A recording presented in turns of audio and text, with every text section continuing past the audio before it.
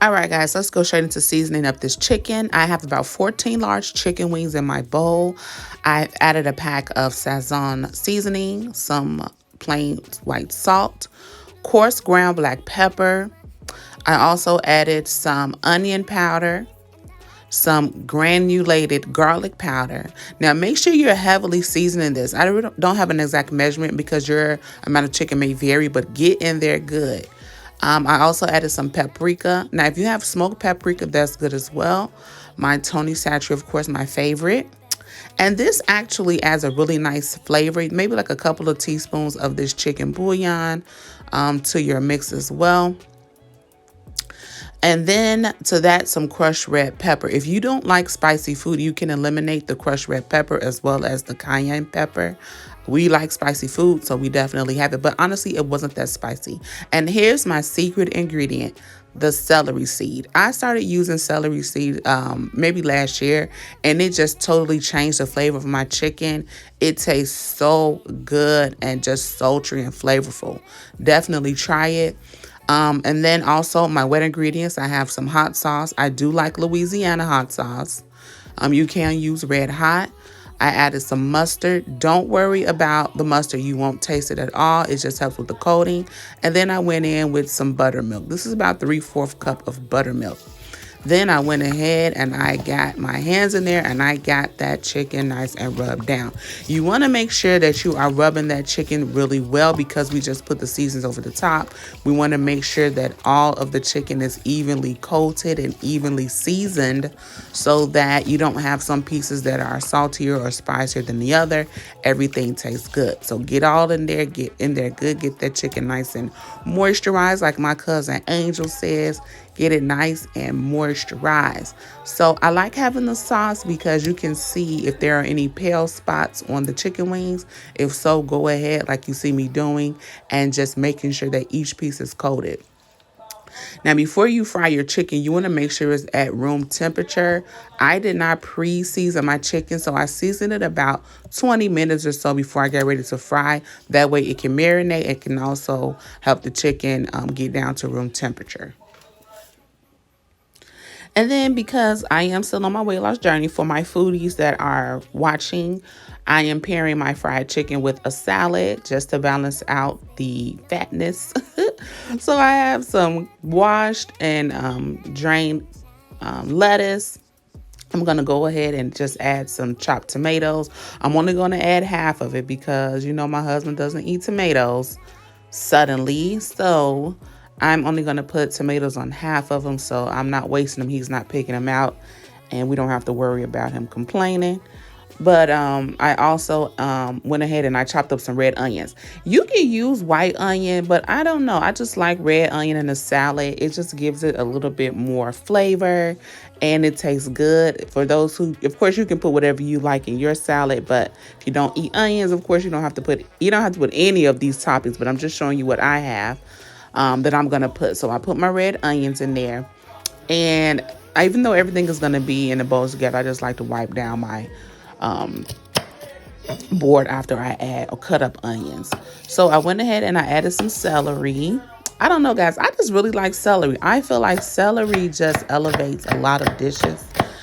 Different meats and things like that, but I really do like the celery in my salad, and plus it helps with getting the vegetable count in. So, you know, like I said, add whatever you like to your salad. This is just, you know, what I have or what we have here at our house. So go ahead and I maybe put just like one stalk of celery, and then I added some cucumber.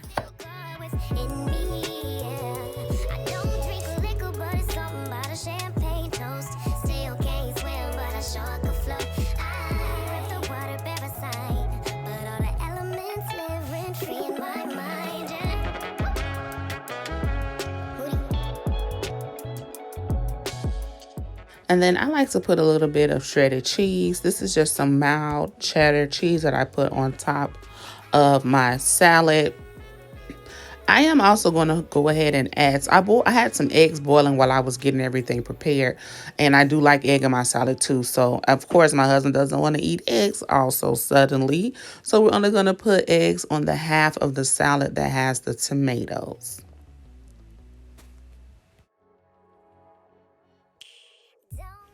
And then we like fresh ground pepper on our salad.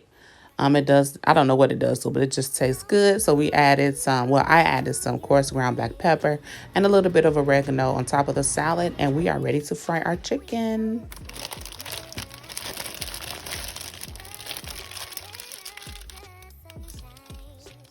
So for my batter, I have about 2.5 cups of flour. I'm adding about a cup of cornstarch. The cornstarch helps it to get nice and crispy. And I'm gonna go ahead and just add most of the same seasonings that I went and added for the chicken marinade, but I am gonna add some lemon pepper. So I got my little Ziploc bag. I know some people have a nice little container and all that, but you know, we're doing old school over here. So I have my Ziploc bag. You can use your shopping bag, whatever you use. I put my salt, I put some lemon pepper. I didn't put that on my other, on my marinade, but I did add it to my batter. So go ahead and add that if you're going to go ahead and make this recipe. I then also went in there with some more paprika. I also added some, of course, ground black pepper, salt, garlic powder, toner Chachere, basically the same seasonings that I added before. Now we can go ahead and batter our chicken. I used to batter my chicken as I went along with frying it, like maybe batter a few pieces, drop it in the grease, batter some more pieces. But I learned to just go ahead and batter all of the chicken up front. I have me a little cookie sheet that I've lined with some paper towel, and I have a tray so I can lay out my chicken. But go ahead and batter that chicken up because it's just so much cleaner. You're not constantly getting your hands dirty. And I like to take my hand and get my chicken a nice rubbed in because I tried to use them with the tongues, as you'll see in the beginning of the video, but I had to go ahead and move it on to my hand and just get my hands dirty because there's no need in playing around with this chicken. I wanted to get it done. You want to go ahead and get your grease to 350 degrees. If you don't have a thermometer, you can drop a little bit of flour like you see me do earlier. And once that flour is sizzling, you know that it's ready. And then I went ahead and I dropped my chicken. I didn't overcrowd my pot. And as you can see, I am using my wok. I started frying my chicken in my wok a couple of years ago. And I love frying chicken in the wok. It gives it nice and crispy and hard. And it just gives it that nice little crunch. So I went ahead and I added my chicken. I think I put about 5 or 6 pieces in there. And like I said, these were larger. They're like medium to large wings. And I don't like wings that are gummy or that, you know, are flexible when you pull apart. I like my chicken to break clean. So I fried my wings about 12 to 15 minutes, depending on the size of your wings is going to determine how long you want to fry your wings, but you want to get them nice and golden brown.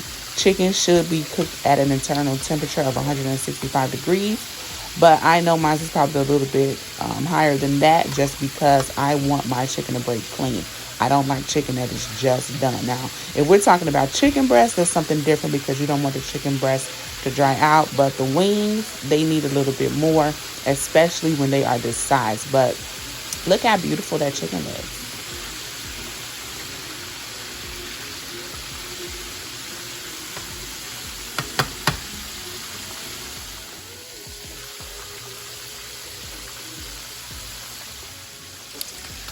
And now that my chicken is nice and done, now you can also tell when your wings are done because they'll start to float. You know, when you first drop chicken into your pan, they usually sink to the bottom.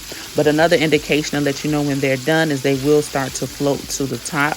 As I start to remove the chicken from the grease, you will be able to see what I'm talking about.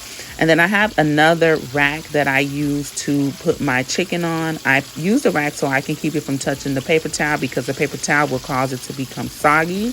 So we use that rack to keep the chicken elevated, but also use the paper towel so that the grease drains out on the tile. But look, I mean, that chicken looks so beautiful. You can tell how crispy it is just from the video. But yeah, you see what I mean about the chicken wings floating. You see how they are sitting up in the grease. They're begging to be taken out of that grease. But yeah, that's a good indication that you know that your chicken is done. And then once that was done, I went ahead and I just continued to cook the rest of my chicken until everything was done.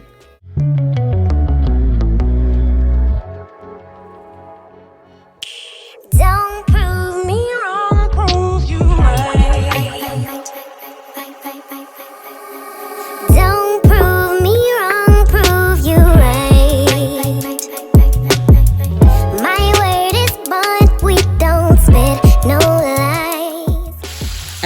foil over the chicken that was done while I waited for the rest. But baby, look at this fried chicken. That skin, oh my God, so good and crispy and brown. And I just wanted you to hear how crispy this chicken is. Listen to this.